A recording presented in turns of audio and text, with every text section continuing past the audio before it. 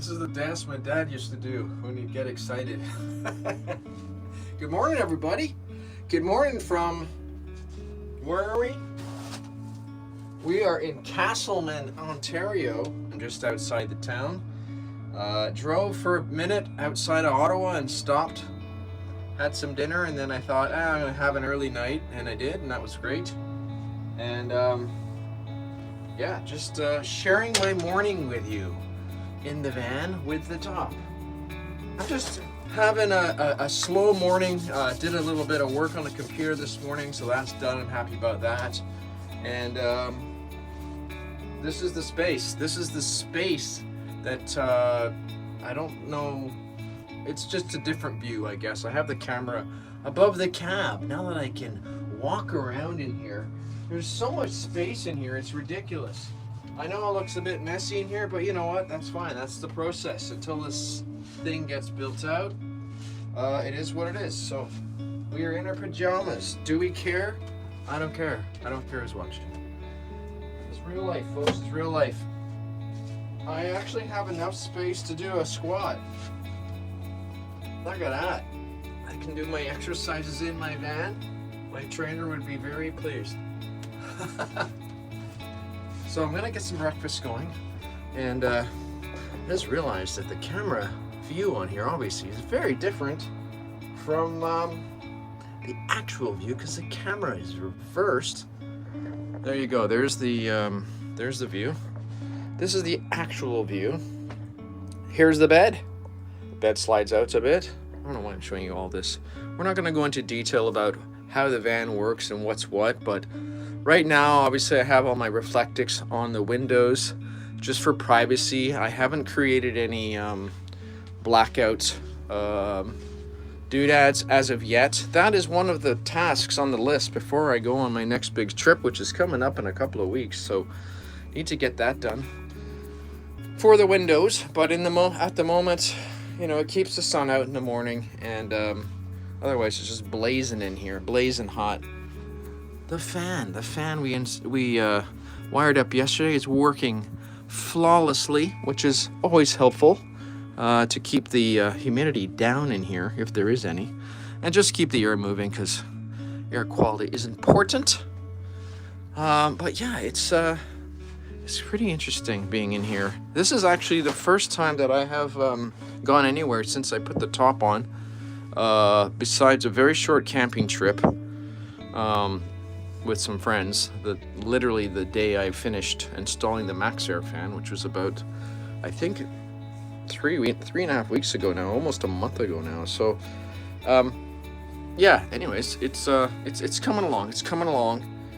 So I think what I'm gonna do is just get some breakfast ready and make some coffee.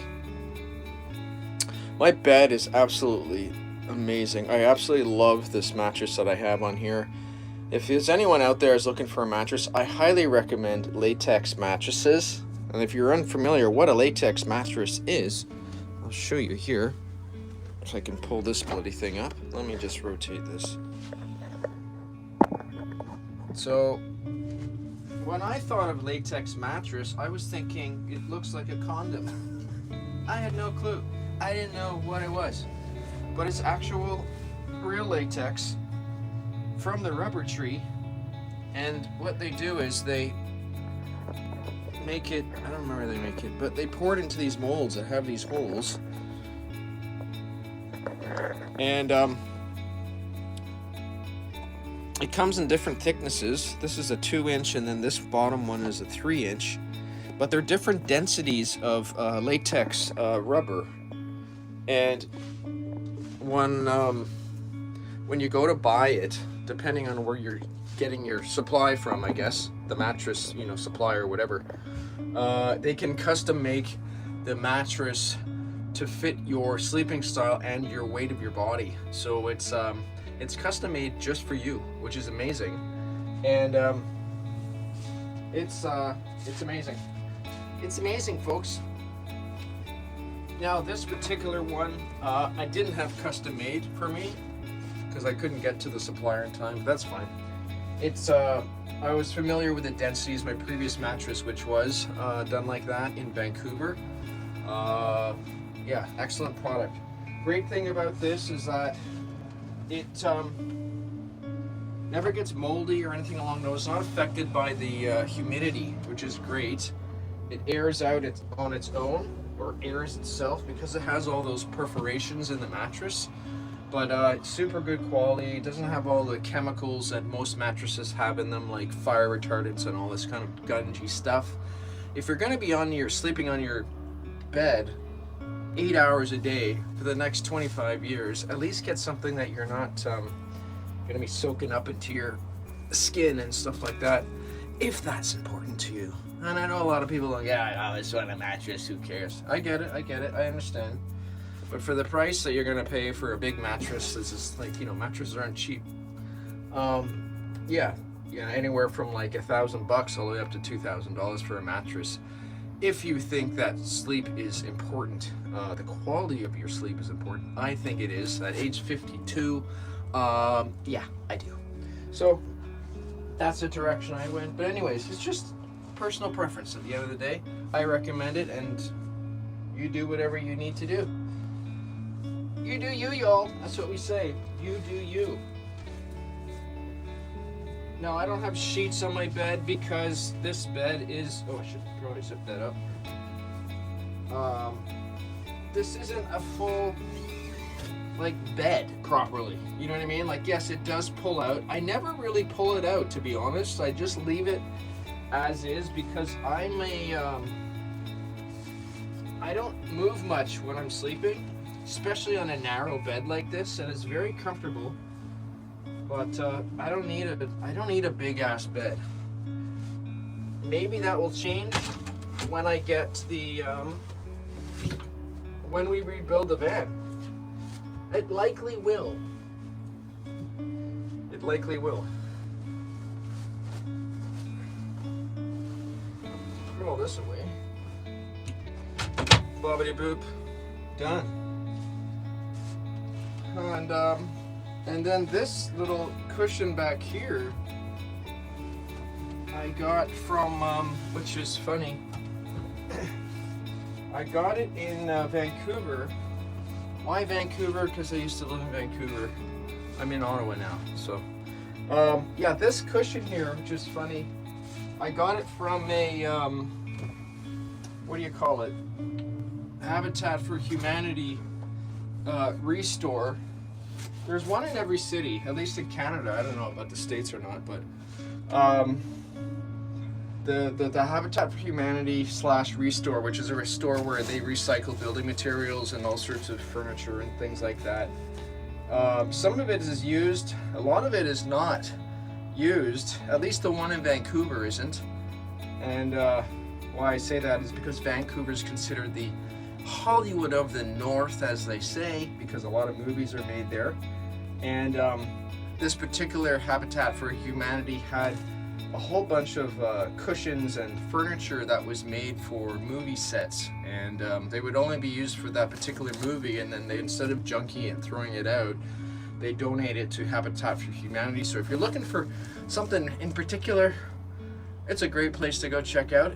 The location I'm referring to, at least the one that I found this one at, is it's quite a large excuse me, place, is in Burnaby.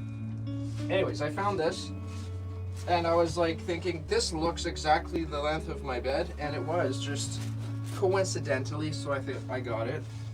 Paid $20 for it. It was brand new, and unfortunately now I have this large water stain here because when we had that major rainstorm, or another major rainstorm, not the July 1st one in Ottawa, but the second one, I left my window open in the side here,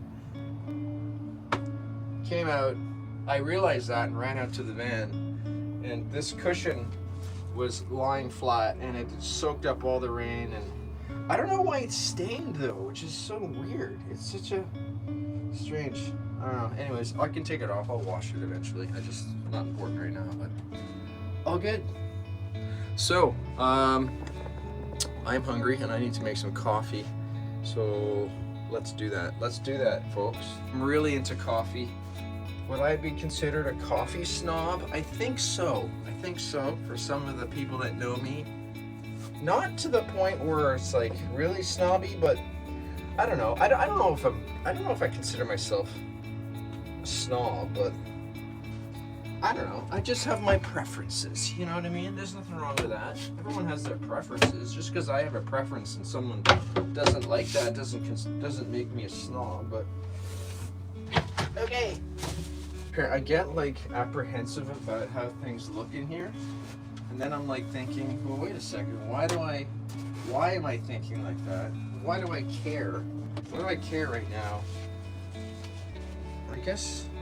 I don't know, I'm being vulnerable, I guess. Why does it matter? It doesn't.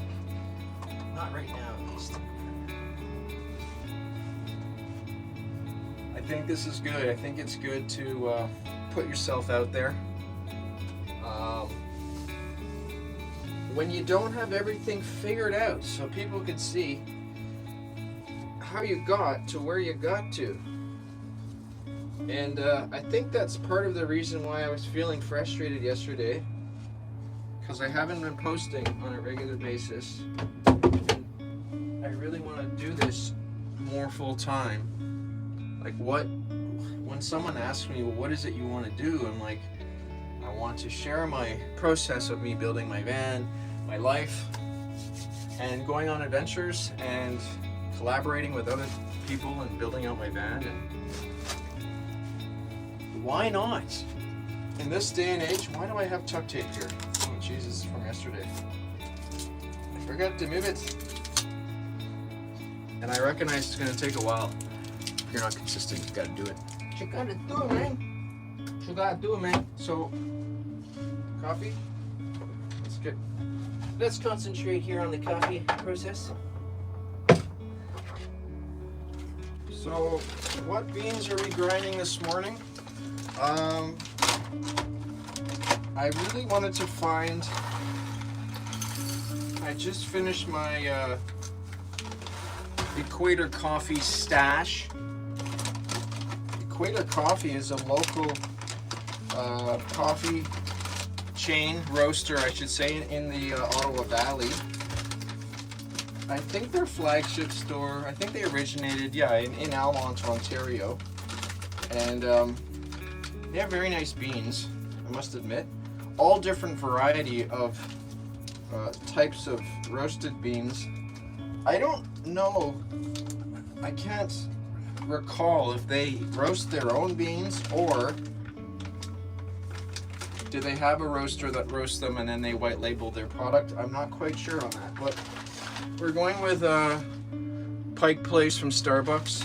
Can't really go wrong with that. This is like the general coffee that if you can't get your hands on anything else, it's a great go-to for me.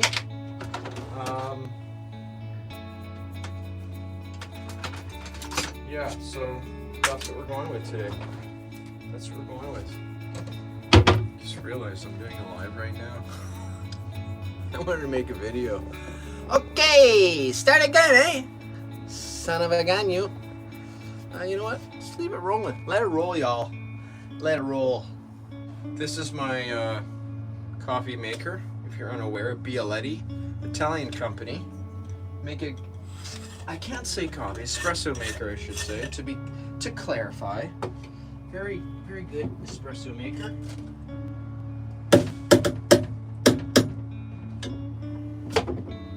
I'm on my second Bialetti. First one, the handle broke off, so and first cannot repair. Oh, that's good. But yeah, one of the things I don't like about this setup I have right here is, you know what?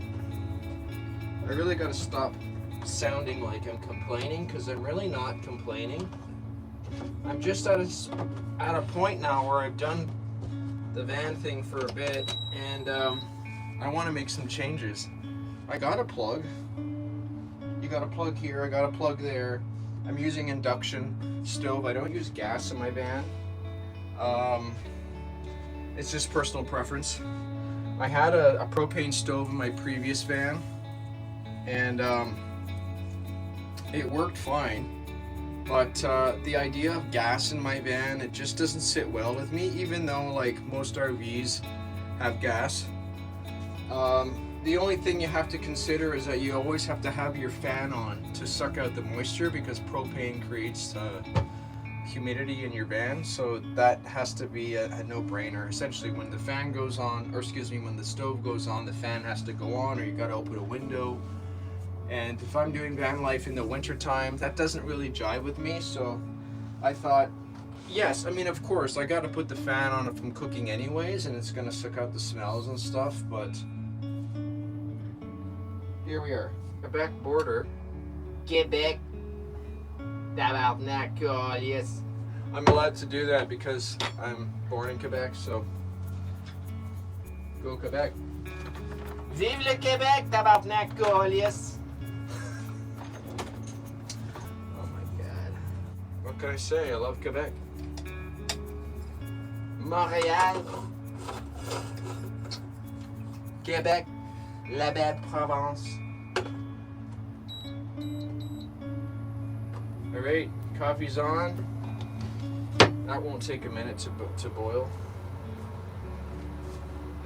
So what are we doing for breakfast? I think I'm gonna keep it simple today. Oh shit, yeah, we got yogurt. I think we're doing yogurt this morning. I think I answered that question. Is it doable to put a high top on your van without going to a shop? And it's definitely doable. It definitely will take some ingenuity to get it on the van, but yeah, it's doable. It's doable. I did it. I couldn't have done it without the help of a very good friend, and I thank him forever and ever. My quality of life has improved.